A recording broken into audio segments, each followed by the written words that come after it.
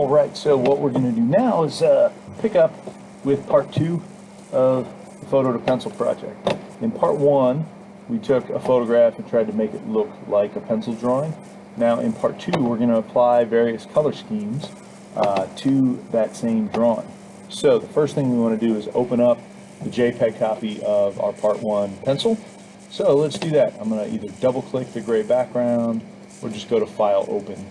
And now I want to browse for that photo to pencil project. Okay, so I started it based on this image, cropped it, and then completed it. So this is part 1. All right, so the reason I like to start with a JPEG is because it's already flat, and you could always flatten the part 1 Photoshop document, but I really don't want you to lose that. So keep in mind, you can always just do layer flatten image or merge visible if you happen to have the Photoshop document only. What we want to do is make a new layer, so I'm going to hit Control-Shift-N, and there's two things that I want to change about this: the name of the layer and also the mode. So the name of the first color scheme that I'm going to do is monochromatic. That means one color. So monochromatic, I'm going to go ahead and ask it to be in multiply mode, and that's going to basically allow for the dark colors of the image underneath to show through, or we can add color to this layer. So basically it's like a coloring book. So I'm going to hit B for brush, and on this layer I want to pick something from the spectrum of visible colors. I think maybe I'll go with kind of a yellow green kind of line color. Now I'm going to go ahead and just kind of apply this color generally to show you what the pure hue looks like. Right? We can add white to this. This is a valid expression. Basically, as long as we don't move the hue bar up and down the visible spectrum, we can use basically almost black, gray mixed with that. Right? Any of these colors would be valid expressions of a monochromatic color scheme. Okay?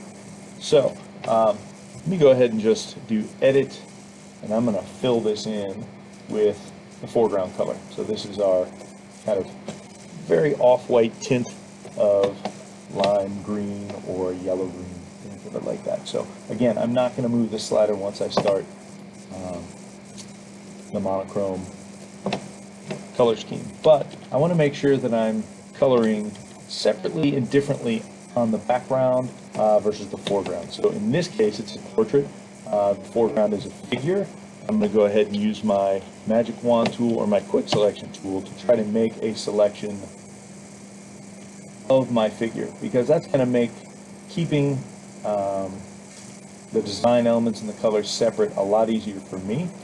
Let me press Q to go into quick mask mode. It's done a decent job. Now again, I had sample all layers checked, so it got most of the stuff. Again, we've been in quick mask mode before. We can use our brush tool to paint more selection on, or our eraser tool to remove some selection.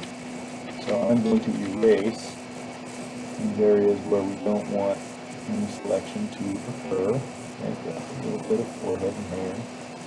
Clean that edge up a little bit. Lost a little bit there. And it's not going to be perfect. For a project like this, it's okay to vary a little bit. We're not super worried about like the little hairs that are sticking out on the back of my head. One reason is because they're going to show up regardless of what color I paint over them. Those hairs are still going to show up as dark. That's one of the things about the multiply mode, is that any dark values from the background layer, well, those are going to show through no matter what color we paint on here. So I've got a passable foreground and background selection now. Okay. Need to go ahead and hit B for brush, just clean up that a little bit at the top. And I'm going to hit Q, and now I have an updated foreground selection. It's basically going all the way around my body. I have to paint 5 different color schemes by the time this is all said and done, and I don't want to have to reselect every time. So I'm going to save this selection as body or foreground. Some of you may not be doing a portrait. Okay? And what's great about that is I can paint, maybe I'll start off with some stripes. Paint some stripes of various sizes and colors. I don't think I'm going to keep this, but I'm going to just show you how we can apply some different things in the foreground. You see it's not getting on the background. Right. I'll go ahead and do that now. What we can do is, one, I'll save it because it is a work in progress. This is part 2. In fact, this is, I'll just call it color. And I'm not even going to bother to save it as monochromatic because we can do that when we save the JPEG. So what I want to do is be able to paint something different on the background. Well, how do I get this selection to switch to the opposite?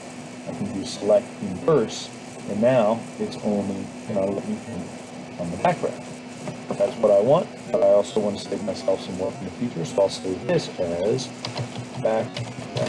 So I have a foreground selection and a background selection. So I don't know what type of coloring I'm going to do. I may try to use muted colors, which are like tones, where you mix gray with your color. You can use a big fuzzy brush, kind of create a little darkness on that side. I'll really use my bracket key to boost this up. Alright, so I'm going to have some dark values there. I want these to be gray, you know, kind of devoid of saturation, but lighter. And then maybe what I'll do is I'll use the brush to really small, do some light lines back and forth. Maybe I'll do some dark lines, even smaller, fanning out from a vertical position. Now, you might think that looks a little strange, and it certainly does, but one of the things that I want to show you is that you can make changes to the content at the foreground and background by using the filters. Now, you don't want to go into filter gallery because that'll change the colors, but you can blur what's back there. If I wanted to use motion blur, zoom out so you can look at what's happening in our background. Right now the blur is going side to side, but I can have it go up and down or at an angle. And the amount of distance I have, you can see it's making changes to the background. So maybe I'll blur what's happening in the background.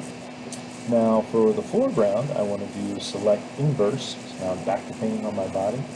Maybe I'll try doing distort zigzag. Let's see what that does for us. Zoom out on the preview window. Change the amount. There's a lot of ripples there. Maybe pond ripples out from the center. Around center. Maybe I'll do that to start. Okay? So that's it's changed the way the colors are appearing on the layer, but it hasn't actually changed the colors. They're still part of this monochromatic color scheme.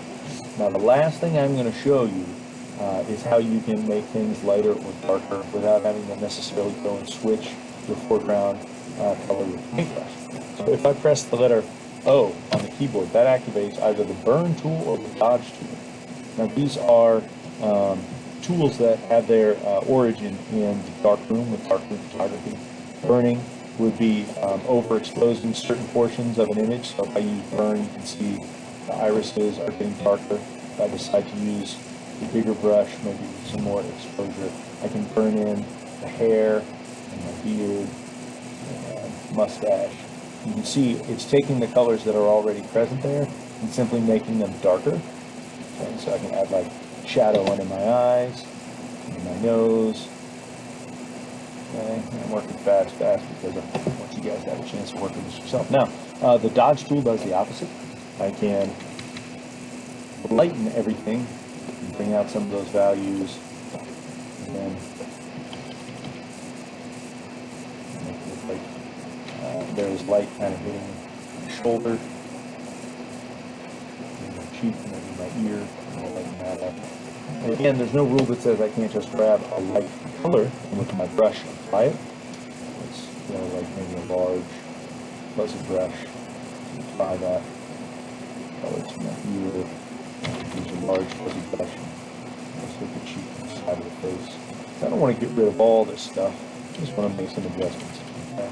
So go ahead and I could even reduce my opacity. I'm at 100% now. I can make it like 50. And when I paint over it, it's obscuring what I have, but it's not hiding it. There's still the pattern there in my initial or adding this color. So again, I'm not saying you have to color inside the line, but it's not a bad idea just to kind of give a sense of order to your image. But if we zoom out, you can see some of the things that are happening. And again, if you want to emphasize a certain thing, by all means, take your brush, make it either firm or fuzzy. And if I want to darken my hair, I'll choose a darker color. Maybe I'll make it fuzzier, and I'll just kind of pick around the perimeter. And it's only painting in on top of, it's only painting in inside the selection. It's not going to change what I have outside the selection in the background, because that is all protected by the selection that we made. So again, I'm only using it at 50% opacity. I could lighten it up even more, and you can see I'm just putting a dark value, and slowly making things darker a little as we go. So that's painting with a paintbrush that's set to a dark value. Again, you also still have burn and dodge, so you can hit O to make things lighter. Okay, or you can hold on it, get to the burn tool, and now you can make things darker and add some value back in. My lips have gotten obscured, not that my mustache wasn't obscuring them, but I'll go ahead and grab the dodge tool. See if we can hang out a little bit.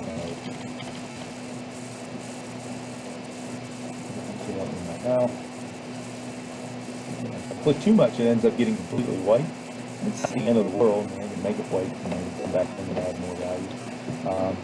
But yeah, that's how it works. So play around with each color scheme one at a time. If there's any color schemes that you start to apply and you're unfamiliar with them, I encourage you to hit the links in our, first let me save it, and I'll go ahead and export quick. I'll do a quick PNG or export it as a JPEG. This one I'm going to give the name monochromatic because this is our monochromatic image, so I'll export. And so instead of photo pencil color, it's going to be monochromatic. Mono means one, chroma means color. So let's take a look at how we get information on these color schemes. Monochromatic is fairly straightforward. The next one up that I would recommend you do is analogous. You can go to the Wikipedia article, basically analogous colors, and you look at the color wheel on neighboring. Okay, so you probably do, maybe if you think of your warm or your cool colors, and I might even change that one. Let's look at the color matters here. That's a general overview of color theory. Analogous colors are neighbors, so when you look at the color wheel, you could think, we just did a yellow-green. You could do a yellow-green, a yellow, and yellow-orange. You could do a yellow-green, a green, and a blue-green. Kind of any 2, 3, 4 neighboring colors all in a row in a section of that wheel. Those would be valid for the next color scheme, which would be analogous.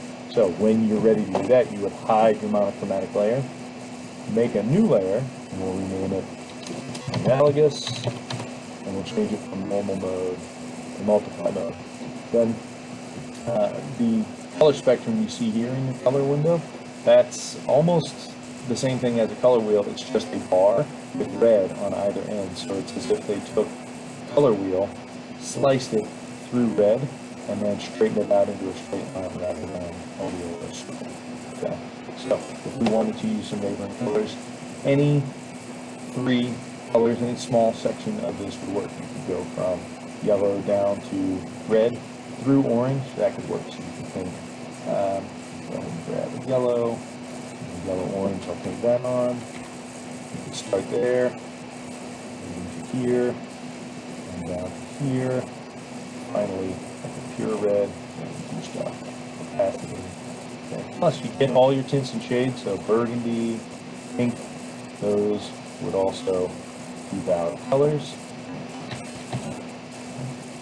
Same thing with more brown, okay? Because those basically pure gold, which is more of a yellow-orange, with either white, which would make the tint, gray, which would make it a tone, or black mixed in, which would make it a shade.